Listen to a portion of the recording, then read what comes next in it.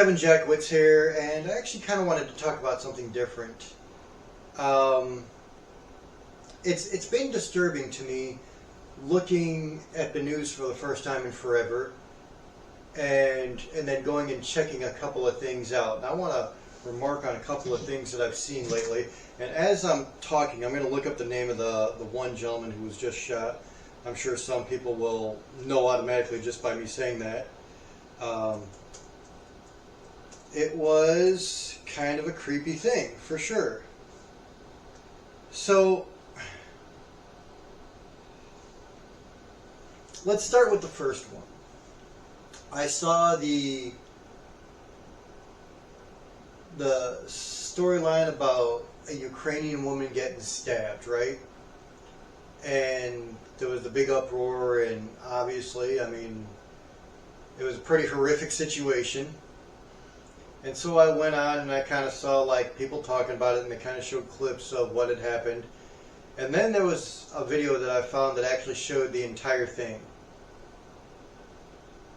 And my God, was it disturbing.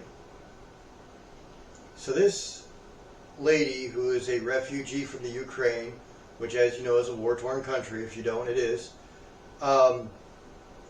Came here, got a job, got on the public transit, going home from work, and sat in front of, unfortunately, the wrong guy, who had been arrested 14 times, has severe mental health disorder, which was obvious in this video. And so here's the thing I want to talk about, and this does not relate to my wife, because my wife does have mental health issues, and I've been talking about that a lot lately, so I do not want to relate this to my wife in any way. When you have somebody with a mental health condition, it's scary because you don't know how bad that mental health condition is. You don't know how deep it goes or what they're capable of. And this guy has clearly had a history of violence himself, and I think he was on probation or on some kind of leave from the court while he did this. And then you see the video and you see what he did. He basically stuck her like a prison inmate. From what I saw, he stabbed her 3 times in the neck. And of course she's shocked, she's hurt, she's like, you know, everything. And she curls up into a ball, her eyes just like big as saucers. And then she, probably within 3 seconds, falls to the floor of this transit and dies right there. And that's why people need to take mental health so seriously, because you just never know. But then there's another part of this that just really disgusted me. I get online and I see people talking about, oh, I guess we need more knife control, or he didn't need a gun. Fuck you. Fuck everything about you. Fuck your parents for having you. This is the problem with our country. Not only did nobody try to assist this woman for at least a good minute and a half, 2 minutes, I see people using her death as some reason to fucking share their opinions about their political ideologies. And they're talking about, oh, this is what's wrong with America. No, you are what's wrong with America. This woman died on a transit floor, alone, scared. Nobody even helped. And then, to make matters worse, she has a collection of fucking sheep trying to use this as a lightning rod for their personal opinions. That is just disgusting to me. And then I see a little bit later, the same day, because I just found out about it today. I just found out about it this morning. I don't watch the news anymore, for obvious reasons. Charlie Kirk got shot as well. I've heard a few things since then. I heard he got shot in the neck. I haven't verified that. I heard that he's already passed. I haven't verified that. I know he was in critical condition. And then it's kind of the same thing. Oh, well, he supported guns and he wound up getting shot. Again, fuck you.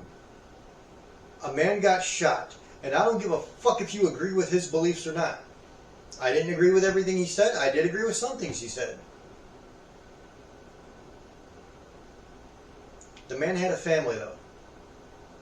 And as far as I could tell, as much as I know anything about him, it looked like he was trying to do a good job raising his family. Which is more than I can say for a lot of people in this country. Some people can call him a bigot. That's their opinion. I don't know the man. I'm not going to speak on it. I've heard some of the things he said. Like I said, some things I agree with, some things I don't. But people are laughing about this man getting shot. It's funny to them. What kind of sociopathic society have we created here? Where people can't get past their own bullshit long enough to see a person as a person. And it's funny because a lot of these people are all talking about acceptance. You have to accept everybody. But you don't accept somebody who doesn't fucking believe what you do. And you laugh at him possibly getting killed. And it's just like, when I put those two scenarios together, the woman on the transit and then Kirk, it blows my mind how people react to these things. There's no empathy anymore. Like, people have lost their ability to feel what another person feels, to put themselves genuinely in their place. And I don't understand that. And it scares the shit out of me, if I'm being honest. When I saw that girl get stabbed on the bus in that video, tears welled up in my eyes because I knew she was scared shitless. She was so afraid, and then she saw the blood, and then she started to lose consciousness. Could you imagine what that's like? To sit down on a bus in front of some random guy, have him attack you, in your last moments are dying on a transit floor, wondering why. Same thing with Kirk. You're having friendly debates. I have never seen Kirk ever actually just trash anybody.